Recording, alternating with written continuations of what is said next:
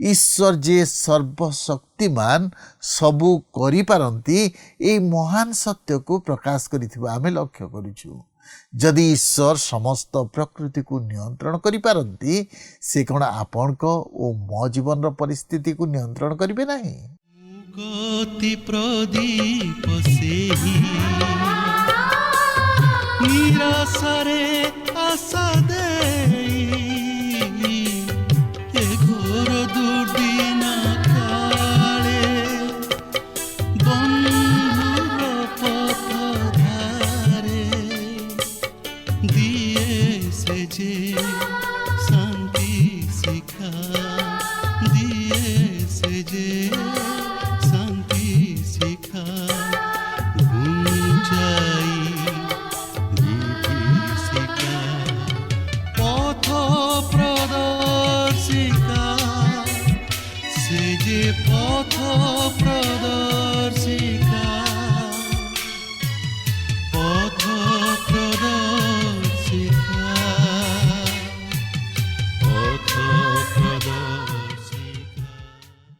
प्रिय दर्शक बंधु नमस्कार।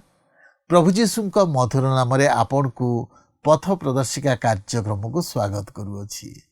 आपण किपरि अछंती? मोर विश्वास प्रभु को दया और अनुग्रह रु आपण निश्चय भल थिबे। आपण नियमित आम कार्यक्रम देखुछंती, शिक्षा लाभ करुछंती और आत्मिक जीवन में बढ़ुछंती, सेथिबाई मु विशेष आनंदित। आपण को मतामत निश्चय आमको टीवी स्क्रीन रे दिया जाइथिबा फोन नंबर रे जणाइबे। आमे आपण को फोन कॉल रो अपेक्षा रे अछु। आपण को मध्यरु अनेक आम सहित फोन रे जोगाजोग करुछंती, मु सेमान को धन्यवाद दिए। जदि आपण पर्यंत आमको फोन करि नाहंती तबे आज ही आम सहित जोगाजोग करंतु।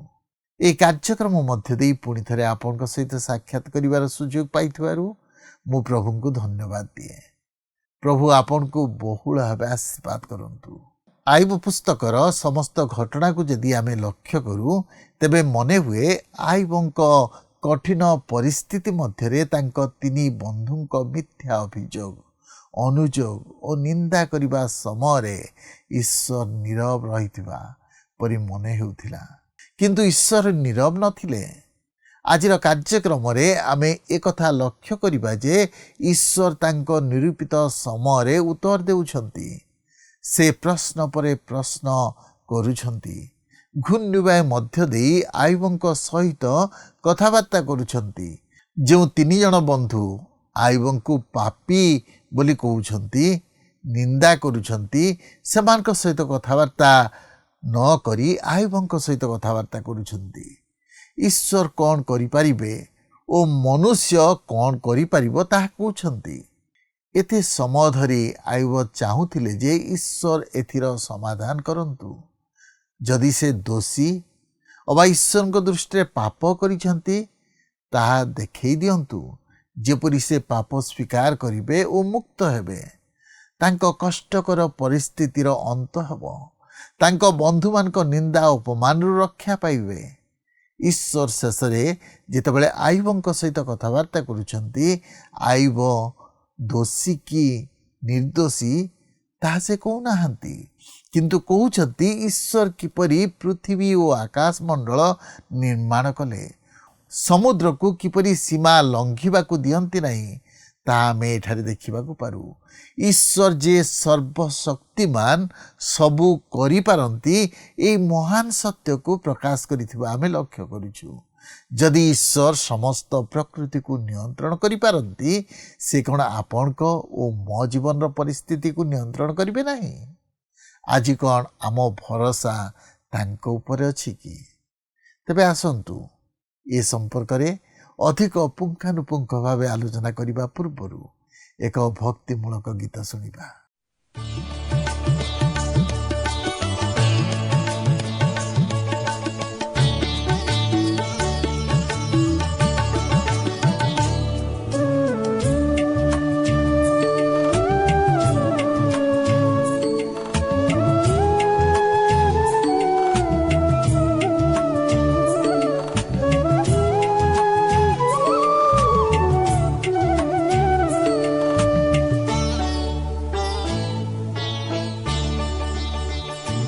प्रभु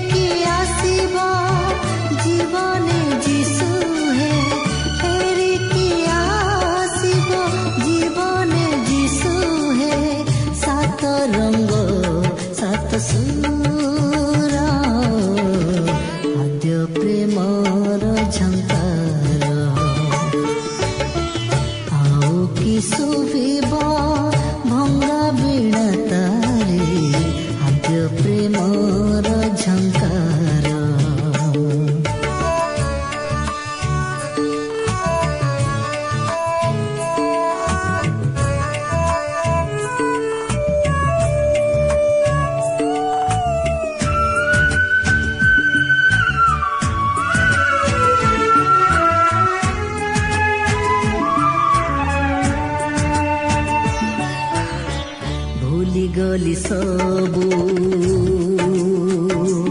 ପ୍ରଭୁ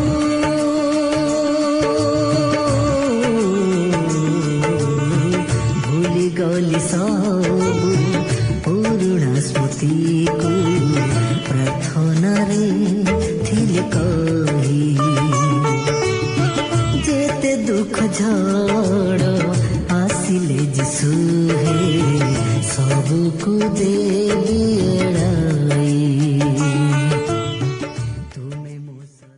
ଆଜି ଆମେ ଆଇବ ପୁସ୍ତକ ତହିଁର 38 ଓ 39 ପର୍ବ 2ଟିକୁ ଅଧ୍ୟୟନ କରିବା ନିମନ୍ତେ ଯିବା।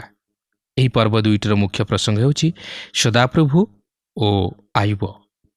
ଏଠାରେ ଲକ୍ଷ୍ୟ କରିବାର ବିଷୟ ହେଉଛି ଆଇବଙ୍କୁ ସମସ୍ତେ ଛାଡ଼ି ଚାଲିଯାଇଛନ୍ତି, ଏପରିକି ଇଲିହୁ ମଧ୍ୟ ଶେଷରେ ବିଫଳ ହୋଇ ତାହାଙ୍କୁ ଛାଡ଼ି ଚାଲିଗଲେ ଓ ଆଇବ ବର୍ତ୍ତମାନ ଏକାକୀ ଅଛନ୍ତି ଓ ଈଶ୍ୱର ତାହାଙ୍କ ସହିତ କଥାବାର୍ତ୍ତା କରିବାକୁ ଯାଉଅଛନ୍ତି ଓ ତାହାଙ୍କ ଅସୁସ୍ଥତା ତଥା ସମସ୍ୟାର ପ୍ରତିକାର କରିବାକୁ ଯାଉଅଛନ୍ତି। ଈଶ୍ୱର ଠିକ୍ ଆଇବଙ୍କର ନିରୁପାୟ ସମୟରେ ତାହାଙ୍କ ସହିତ ସାକ୍ଷାତ କରି କଥାବାର୍ତ୍ତା କରିବାକୁ ଯାଉଅଛନ୍ତି। ବାସ୍ତବରେ ଈଶ୍ୱର ଅତି ମହାନ। ସେ କେବେ ହେଲେ ତାହାଙ୍କର ଲୋକମାନଙ୍କୁ ବିନଷ୍ଟ ହେବାକୁ ଦେବେ ନାହିଁ। ଏକ ଉତ୍ତମ ଶିକ୍ଷକର ଚିହ୍ନ ହେଉଛି ଯେଉଁଠାରେ ଛାତ୍ର ଆଉ ଆଗକୁ ବଢ଼ିବାରେ ନାହିଁ ଓ ପଛରେ ପଡ଼ିଯାଏ, ସେହିଠାରୁ ସେ ସେହି ଛାତ୍ରକୁ ଆଗ ବଢ଼ିବା ନିମନ୍ତେ ସାହାଯ୍ୟ କରେ ଓ ସେ ତାହାକୁ ଯେଉଁ ସ୍ଥାନରେ ନେଇ ପହଞ୍ଚାଇବାକୁ ଚାହେଁ ସେ ପର୍ଯ୍ୟନ୍ତ ସେ ତାହା ସହିତରେ ଲାଗି ରହିଥାଏ। ଈଶ୍ୱର ହେଉଛନ୍ତି ଆମମାନଙ୍କର ଶିକ୍ଷକ। ସେ ଏଠାରେ ଆଇବଙ୍କୁ ଶିକ୍ଷା ଦେବା ପାଇଁ ଯାଉଅଛନ୍ତି। ପ୍ରଭୁ ଯୀଶୁଖ୍ରୀଷ୍ଟ ମଧ୍ୟ ଜଣେ ଉତ୍ତମ ଶିକ୍ଷକ ଓ ମହାନ ଶିକ୍ଷକ। ସେ ଆଜି ମଧ୍ୟ ଆମମାନଙ୍କୁ ଶିକ୍ଷା ଦେବା ପାଇଁ ଚାହାନ୍ତି। ଲକ୍ଷ୍ୟ କରନ୍ତୁ, ଯେଉଁଠାରେ ସେମାନେ ଆଇବଙ୍କୁ ଛାଡ଼ି ଚାଲିଗଲେ ଠିକ୍ ସେହି ସ୍ଥାନରୁ ଈଶ୍ୱର ଆଇବଙ୍କୁ ଶିକ୍ଷା ଦେବାକୁ ଆରମ୍ଭ କରୁଅଛନ୍ତି। ଏକ ମସ୍ତ ବଡ଼ ଝଡ଼ ଆସୁଅଛି ଓ ଈଶ୍ୱର ତହିଁ ମଧ୍ୟ ଦେଇ ଆଇବଙ୍କ ସହିତ କଥାବାର୍ତ୍ତା କରିବାକୁ ଯାଉଅଛନ୍ତି ଓ ସେ ତାହାଙ୍କୁ ଯେଉଁ ସ୍ଥାନକୁ ଆଣିବା ପାଇଁ ଚାହାନ୍ତି ତାହାଙ୍କୁ ଠିକ୍ ସେହିପରି ଭାବେ ସେହି ସ୍ଥାନକୁ କଢ଼ାଇ ଆଣିବାକୁ ଯାଉଅଛନ୍ତି। ବାସ୍ତବରେ ଏହା ହିଁ ହେଉଛି ସୃଷ୍ଟିକର୍ତ୍ତାଙ୍କର ଏକ ଚମତ୍କାର କାର୍ଯ୍ୟ, ଯେଉଁଠାରେ ମନୁଷ୍ୟର ସମସ୍ତ ଚେଷ୍ଟା ତଥା ଉଦ୍ୟମ ବିଫଳ ହୁଏ, ସେଠାରେ ଈଶ୍ୱରଙ୍କର ମହତ୍ ଅଭିମତ ସଫଳ ହୋଇଥାଏ। ଈଶ୍ୱରଙ୍କର ଶକ୍ତି ଫଳପ୍ରଦଜନକ କାର୍ଯ୍ୟ ସାଧନ କରିଥାଏ। ସେହିଠାରେ ଈଶ୍ୱର ମନୁଷ୍ୟକୁ ଉପଯୁକ୍ତ ଶିକ୍ଷା ଓ ଚେତନା ଦେଇ ତାହାଙ୍କର ବାସ୍ତବ ପରିଚୟ ଦେଇଥାନ୍ତି ଓ ତାହାକୁ ତାହାଙ୍କର ନିକଟବର୍ତ୍ତୀ କରାଇଥାନ୍ତି, ଯାହାକି ବର୍ତ୍ତମାନ ଆମେ ଆୟୁବଙ୍କ ଜୀବନରେ ଲକ୍ଷ୍ୟ କରିବାକୁ ଯିବା। ଆପଣ ଜାଣିଥିବେ, ପ୍ରଭୁ ଯୀଶୁଖ୍ରୀଷ୍ଟ ମଧ୍ୟ ପ୍ରାକୃତିକ ଦୃଷ୍ଟାନ୍ତ ମଧ୍ୟ ଦେଇ ଓ ବ୍ୟବହାରିକ ଦୃଷ୍ଟାନ୍ତ ମଧ୍ୟ ଦେଇ ଲୋକମାନଙ୍କୁ ଶିକ୍ଷା ଦେଉଥିଲେ, ଯେପରି ଲୋକମାନେ ସହଜରେ ଓ ସରଳ ଭାବରେ ତାହାଙ୍କର ଶିକ୍ଷାକୁ ବୁଝିପାରନ୍ତି। ଲୋକମାନେ ଯେଉଁପରି ସ୍ଥାନ ଓ ପରିସ୍ଥିତି ମଧ୍ୟ ଦେଇ ଗତି କରୁଥିଲେ, ପ୍ରଭୁ ଯୀଶୁଖ୍ରୀଷ୍ଟ ଠିକ୍ ସେହିପରି ସ୍ଥାନ ଓ ପରିସ୍ଥିତିକୁ ଦୃଷ୍ଟି ଆଗରେ ରଖି ସେହିସବୁକୁ ଦୃଷ୍ଟାନ୍ତ ଛଳରେ ବ୍ୟବହାର କରି ଲୋକମାନଙ୍କୁ ଶିକ୍ଷା ଦେଉଥିଲେ ଓ ସେ ଯେଉଁ ସ୍ଥାନକୁ ସେମାନଙ୍କୁ ଆଣିବା ପାଇଁ ଚାହୁଁଥିଲେ ସେହି ସ୍ଥାନକୁ ତାହାଙ୍କର ଶିକ୍ଷା ମଧ୍ୟ ଦେଇ କଢ଼ାଇ ଆଣୁଥିଲେ।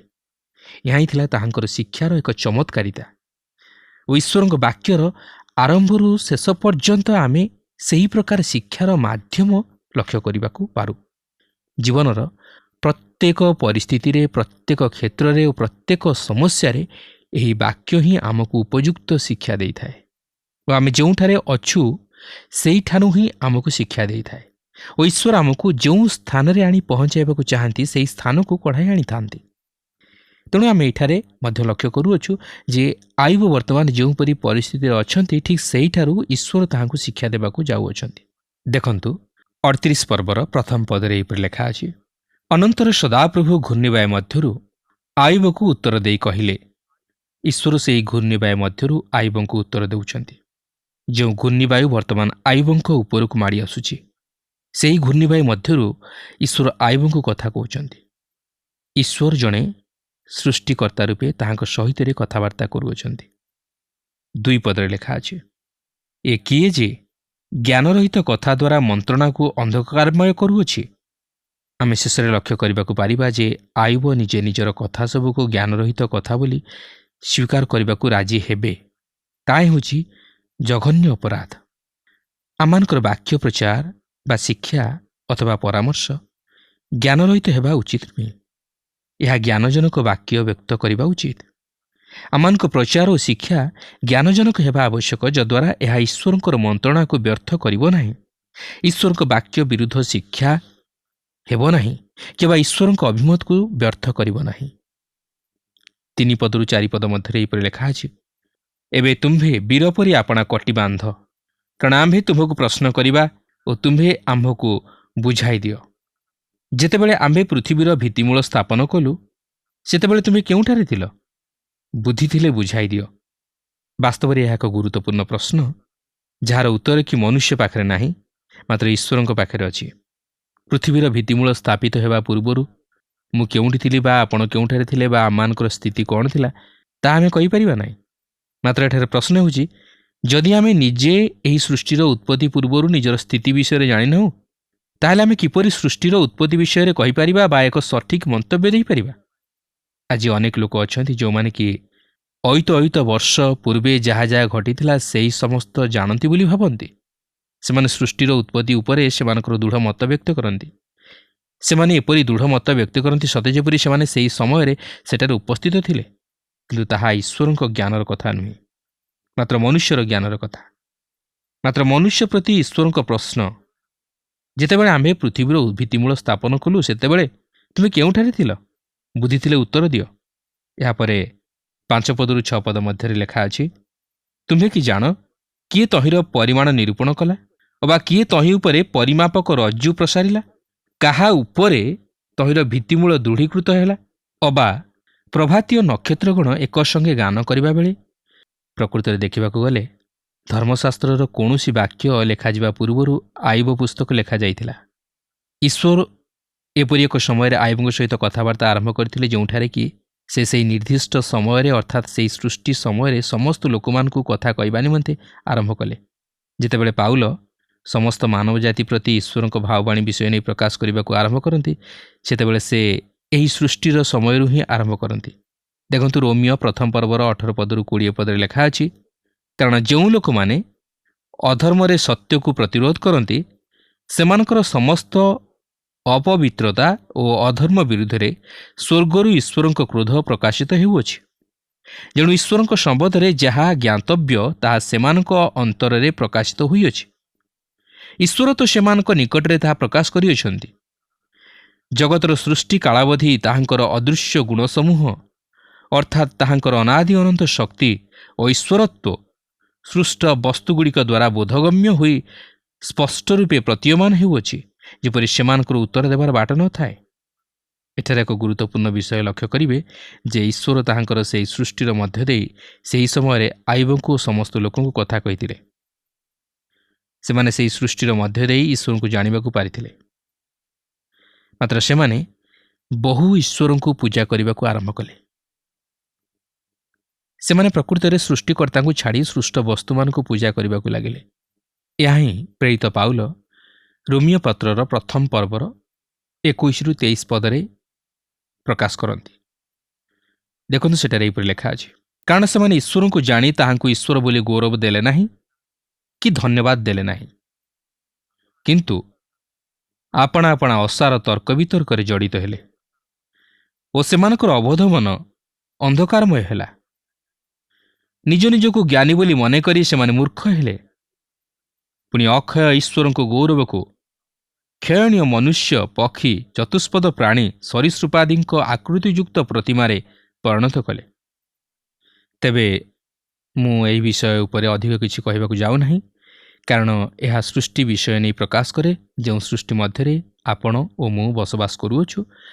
ମାତ୍ର ଏହି ସୃଷ୍ଟି ମଧ୍ୟ ଦେଇ ଈଶ୍ୱର ମନୁଷ୍ୟକୁ ଜଣାଇ ଦିଅନ୍ତି ଯେ ସେ ହେଉଛନ୍ତି ସୃଷ୍ଟିକର୍ତ୍ତା ଓ ସେ ମନୁଷ୍ୟଠାରୁ ଅଧିକ କିଛି ଜାଣନ୍ତି ଯାହାକି ମନୁଷ୍ୟ ଜାଣେ ନାହିଁ। ଏପରିକି ପାଉଲ ରୋମୀୟ ପତ୍ରରେ କହନ୍ତି ଯେ ସୃଷ୍ଟି ଈଶ୍ୱରଙ୍କ ବିଷୟରେ ପ୍ରକାଶ କରେ। ଈଶ୍ୱରଙ୍କ ବ୍ୟକ୍ତିତ୍ୱ, ଈଶ୍ୱରଙ୍କ ଶକ୍ତି, ଈଶ୍ୱରଙ୍କ ଅସୀମ ଜ୍ଞାନ ଓ ଈଶ୍ୱରଙ୍କ ମହାନତା ବିଷୟ ନେଇ ପ୍ରକାଶ କରେ। ତେଣୁ ମନୁଷ୍ୟ ଏହି ସୃଷ୍ଟି ମଧ୍ୟ ଦେଇ ସୃଷ୍ଟ ବସ୍ତୁକୁ ନୁହେଁ, ମାତ୍ର ସୃଷ୍ଟିକର୍ତ୍ତାଙ୍କୁ ଗୌରବ ଦେବା ଉଚିତ ଓ ତାହାଙ୍କର ପୂଜା ଆରାଧନା କରିବା ଉଚିତ। ବାସ୍ତବରେ ଦେଖିବାକୁ ଗଲେ ମନୁଷ୍ୟ ସୃଷ୍ଟି ହେବା ପୂର୍ବରୁ ଏହି ସୃଷ୍ଟି ମଧ୍ୟରେ ଆନନ୍ଦର ଜୟଧ୍ୱନି ଖେଳି ଯାଇଥିଲା। ପ୍ରିୟ ବନ୍ଧୁ, ଆପଣ ଯଦି ତାହାଙ୍କର ସନ୍ତାନ, ତାହେଲେ ଆପଣ ଆପଣଙ୍କ ଜୀବନରେ ଆନନ୍ଦ ଲାଭ କରିବେ। ଈଶ୍ୱର ଚାହାନ୍ତି ଆପଣ ଯେପରି ସେହି ଆନନ୍ଦର ସହଭାଗୀ ହୁଅନ୍ତୁ। ସେଥିପାଇଁ ଏଫିସି 1 ପର୍ବର 3 ପଦରେ ପ୍ରେରିତ ପାଉଲ ଉଲ୍ଲେଖ କରନ୍ତି, ଆମ୍ଭମାନଙ୍କ ପ୍ରଭୁ ଯୀଶୁଖ୍ରୀଷ୍ଟଙ୍କ ଈଶ୍ୱର ଓ ପିତା ଧନ୍ୟ ହେଉନ୍ତୁ। ଏହି ଧନ୍ୟ ହେଉନ୍ତୁର ଅର୍ଥ ହେଉଛି ଆନନ୍ଦ। ଈଶ୍ୱର ହେଉଛନ୍ତି ଆନନ୍ଦ ଓ ସେ ଚାହାନ୍ତି ଆମମାନେ ଯେପରି ସେହି ଆନନ୍ଦର ସହଭାଗୀ ହେଉ। ସେହି ଆନନ୍ଦ ହେଉଛି ଈଶ୍ୱରଙ୍କଠାରେ ଆମମାନଙ୍କର ଅଂଶ। ଏହାପରେ 38 ପର୍ବର 22 ଓ 23 ପଦରେ ଏହିପରି ଲେଖା ଅଛି, ତୁମ୍ଭେ ହିମ ଭଣ୍ଡାରରେ ପ୍ରବେଶ କରିଅଛ? ଅବା ଆମ୍ଭେ ସଙ୍କଟକାଳ ଓ ସଂଗ୍ରାମ ଓ ଯୁଦ୍ଧ ଦିନ ନିମନ୍ତେ ଯେଉଁ ଶିଳାବୃଷ୍ଟି ସଞ୍ଚୟ କରିଅଛୁ, ତହିଁର ଭଣ୍ଡାର କି ତୁମେ ଦେଖିଅଛ? ତେବେ ଅନେକ ଏହି ବିଷୟ ଉପରେ ବିଭିନ୍ନ ପ୍ରକାର ଚମତ୍କାର ମତାମତ ଦିଅନ୍ତି, କିପରି ହିମ ଓ ଶିଳାବୃଷ୍ଟି ଯୁଦ୍ଧରେ ବ୍ୟବହୃତ ହୋଇପାରିବ। କିନ୍ତୁ ଏହି ବିଷୟ ନେଇ ମୁଁ ବିଶେଷ କିଛି କହିପାରିବି ନାହିଁ। ମୁଁ ଜାଣେ ଯେ ହିମ ବା ତୁଷାର ଯାହାକି ନେପୋଲିଅନକୁ ପରାସ୍ତ କରିଥିଲା। ପ୍ରକାଶିତ ବାକ୍ୟ 8 ପର୍ବର 7 ପଦରେ ପ୍ରକାଶ କରାଯାଇଅଛି ଯେ ପୃଥିବୀର ବିଚାରଗୁଡ଼ିକ ମଧ୍ୟରୁ ଈଶ୍ୱର ଏକ ବିଚାରରେ ଶିଳାବୃଷ୍ଟି ପ୍ରୟୋଗ କରିବେ। ମାତ୍ର ଏଠାରେ ଈଶ୍ୱର ସାଧାରଣତଃ ଆୟୁବଙ୍କୁ କହିବାକୁ ଚାହାନ୍ତି ଯେ ତାହାଙ୍କର ସୃଷ୍ଟି ମନୁଷ୍ୟର ବୋଧର ଅଗମ୍ୟ, କେବଳ ଈଶ୍ୱର ହିଁ ସେହି ସମସ୍ତ ବିଷୟ ଜାଣନ୍ତି। ମାତ୍ର ମନୁଷ୍ୟ ତାହା ଜାଣିବା ନିମନ୍ତେ ସମର୍ଥ ହୋଇପାରିବ ନାହିଁ। ଏହାପରେ ସେ ନକ୍ଷତ୍ରମୟ ସ୍ୱର୍ଗ ବିଷୟ ନେଇ ପ୍ରକାଶ କରନ୍ତି। ଦେଖନ୍ତୁ 38 ପର୍ବର 31-33 ପଦ ମଧ୍ୟରେ ଏହିପରି ଲେଖା ଅଛି, ତୁମ୍ଭେ କି କୃତିକା ନକ୍ଷତ୍ରପୁଞ୍ଜ ବାନ୍ଧିପାର ଓ ମୃଗ ଶୀର୍ଷର ବନ୍ଧନ ଫିଟାଇପାର? ତୁମେ କି ରାଶିଗଣକୁ ସ୍ୱ ସ୍ୱ ଋତୁରେ ଚଳାଇପାର?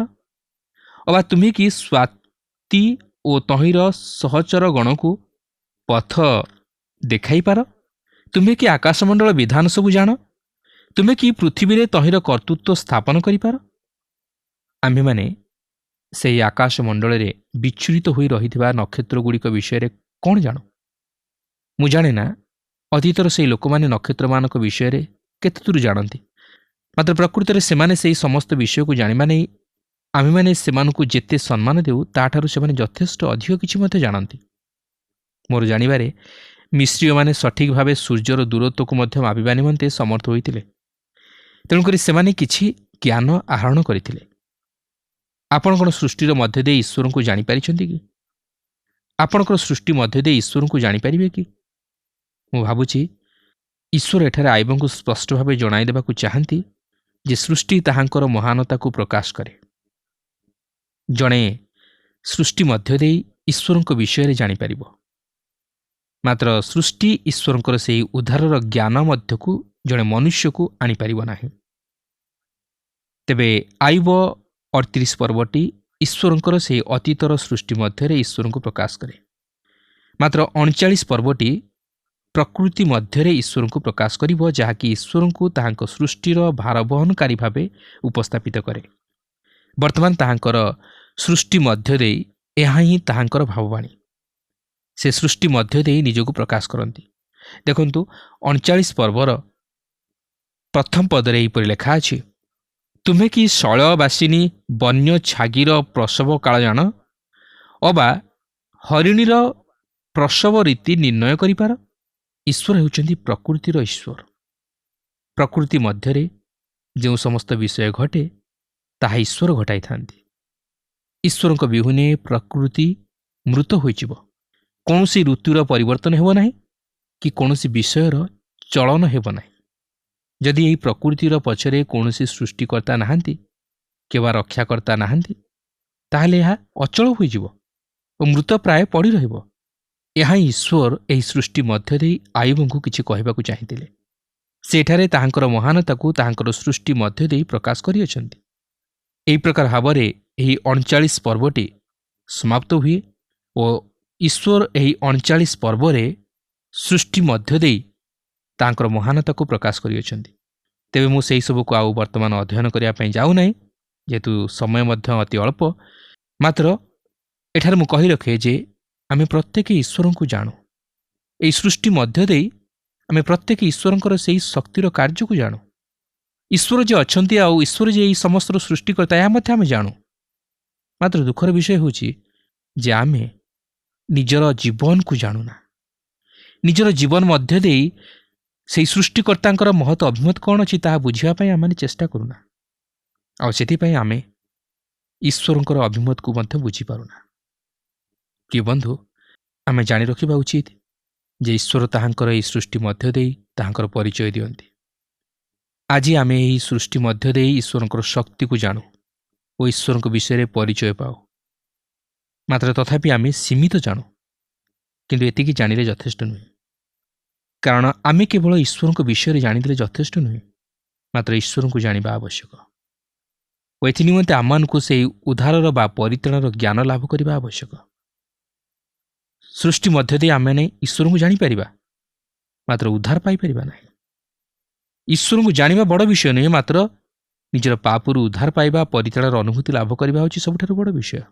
ଆଉ ସେହି ସମସ୍ତ ମଧ୍ୟ ଦେଇ ଈଶ୍ୱରଙ୍କ ଶକ୍ତିର କାର୍ଯ୍ୟକୁ ଉପଲବ୍ଧି କରିବା ହେଉଛି ସବୁଠାରୁ ଗୁରୁତ୍ୱପୂର୍ଣ୍ଣ ବିଷୟ। ଆଜି ଅନେକ ଈଶ୍ୱରଙ୍କ ବିଷୟରେ ଜାଣନ୍ତି, ଅନେକ ଆଜି ପ୍ରଭୁ ଯୀଶୁଖ୍ରୀଷ୍ଟଙ୍କ ବିଷୟରେ ଜାଣନ୍ତି। ସେ ଯେ ଏହି ଜଗତକୁ ଆସିଲେ, ସେ ଯେ କ୍ରୁଶରେ ନିଜର ଜୀବନ ଦେଲେ, ଏହା ସମସ୍ତେ ଜାଣନ୍ତି। ମାତ୍ର କେତେଜଣ ବିଶ୍ୱାସ କରନ୍ତି? କେତେଜଣ ପାପରୁ ଉଦ୍ଧାର ପାଇବା ପାଇଁ ଚାହାନ୍ତି? କେତେଜଣ ଆଜି ଖ୍ରୀଷ୍ଟଙ୍କର ସେହି କ୍ରୁଶୀୟ ଯନ୍ତ୍ରଣାକୁ ନିଜ ଜୀବନରେ ଉପଲବ୍ଧି କରନ୍ତି? ପ୍ରଭୁ ଯୀଶୁଖ୍ରୀଷ୍ଟ ଯେ ମୋର ପାପ ନିମନ୍ତେ କ୍ରୁଶରେ ମୃତ୍ୟୁବରଣ କଲେ, ଏହା କେତେଜଣ ସ୍ୱୀକାର କରିବା ପାଇଁ ଚାହାନ୍ତି? କିନ୍ତୁ ଆମେ ଏହି ସୃଷ୍ଟି ମଧ୍ୟ ଦେଇ ତାହା ପ୍ରାପ୍ତ ହେବା ସହଜ ନୁହେଁ, ମାତ୍ର ଖ୍ରୀଷ୍ଟ ଯୀଶୁଙ୍କଠାରେ ବିଶ୍ୱାସ କରିବା ଦ୍ୱାରା ଆମେ ପ୍ରାପ୍ତ ହୋଇପାରିବା। ଏହା ସମ୍ଭବ, ଯେହେତୁ ପ୍ରଭୁ ଯୀଶୁଖ୍ରୀଷ୍ଟ ଏକମାତ୍ର ଉଦ୍ଧାରକର୍ତ୍ତା, ଏକମାତ୍ର ପରିତ୍ରାଣକର୍ତ୍ତା। ତାହାଙ୍କ ଛଡ଼ା ଆମମାନଙ୍କୁ କେହି ପାପରୁ ଉଦ୍ଧାର କରିପାରିବେ ନାହିଁ। କେହି ଆମମାନଙ୍କୁ ପରିତ୍ରାଣର ଅଧିକାରୀ କରାଇ ପାରିବେ ନାହିଁ। କେହି ଆମମାନଙ୍କ ଜୀବନରେ ଶାନ୍ତି ଆନନ୍ଦ ଦେଇପାରିବେ ନାହିଁ। ତେଣୁ ଆସୁ କେବଳ ଈଶ୍ୱରଙ୍କ ବିଷୟରେ ଜାଣିବାକୁ ଚେଷ୍ଟା ନ କରି ଈଶ୍ୱରଙ୍କୁ ବାସ୍ତବରେ ଜାଣିବାକୁ ଓ ପାପରୁ ଉଦ୍ଧାର ପାଇବାକୁ ଚେଷ୍ଟା କରୁ। ଈଶ୍ୱର ଆଜି ଯେଉଁ ଉଦ୍ଧାରର ପଥ ପ୍ରସ୍ତୁତ କରି ରଖିଅଛନ୍ତି, ସେହି ପଥକୁ ଜାଣିବା ପାଇଁ ଚେଷ୍ଟା କରୁ। ଆଉ ସେହି ପଥକୁ ଜାଣିବାର ଅର୍ଥ ଖ୍ରୀଷ୍ଟଙ୍କୁ ଜାଣିବା, ଖ୍ରୀଷ୍ଟଙ୍କଠାରେ ବିଶ୍ୱାସ କରିବା।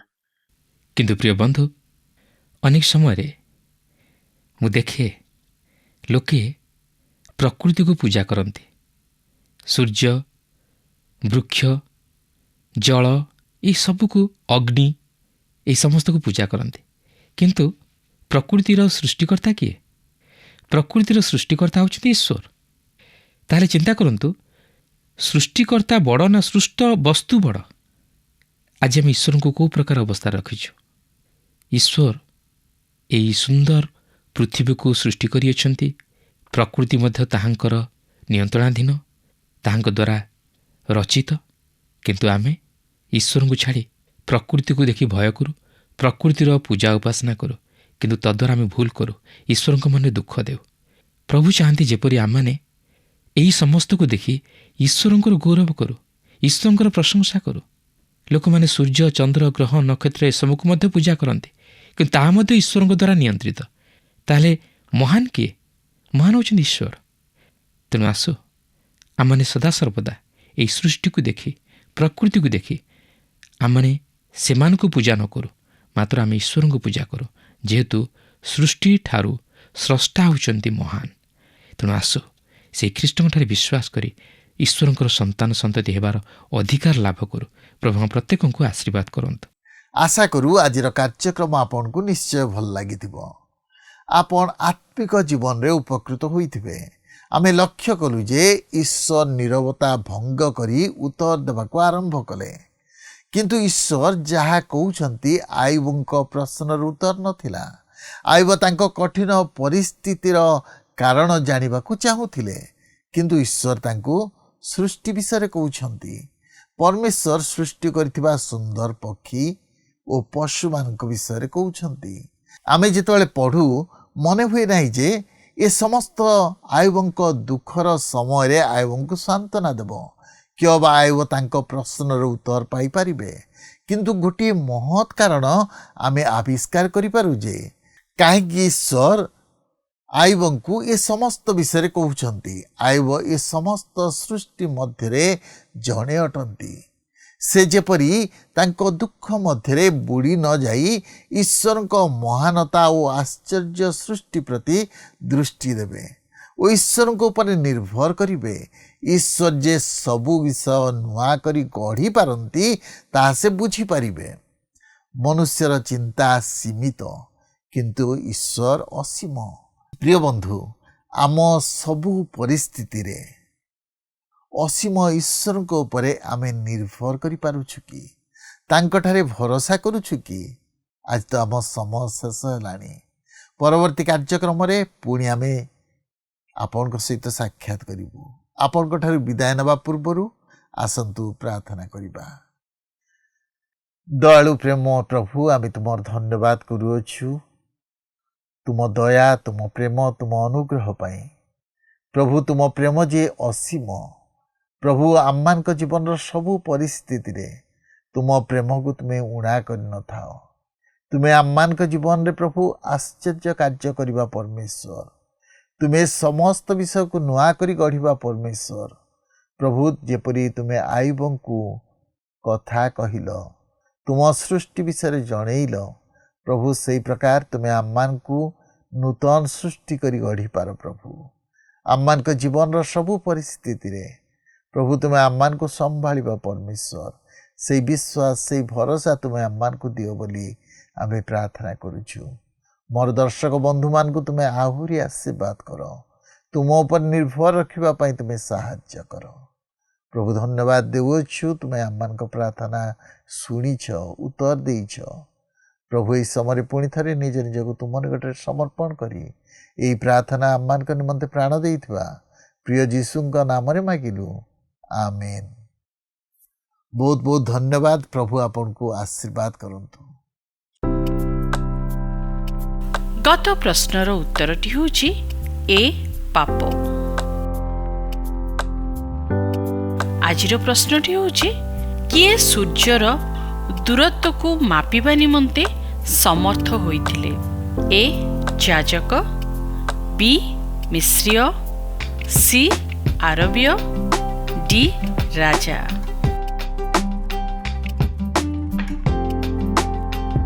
এই প্রশ্নর উত্তর আসন্তাকালি সন্ধ্যা 6টা মধ্যে option A, B, C, D মধ্যরু সঠিক উত্তর বাছি আপনার নাম ও সম্পূর্ণ ঠিকনা সহিত 9777221415 ফোন নম্বরে SMS কিংবা WhatsApp দ্বারা জଣାଇବାକୁ অনুরোধ। जदि आपको आम कार्यक्रम भल लगुच तेबे 0444908129 रे मिस्ड कॉल दे विजयी होई परिबे। गत सप्ताहर विजय दर्शक बंधु हेले कंधमालरू बुलुचांद दिगाल और परिवार।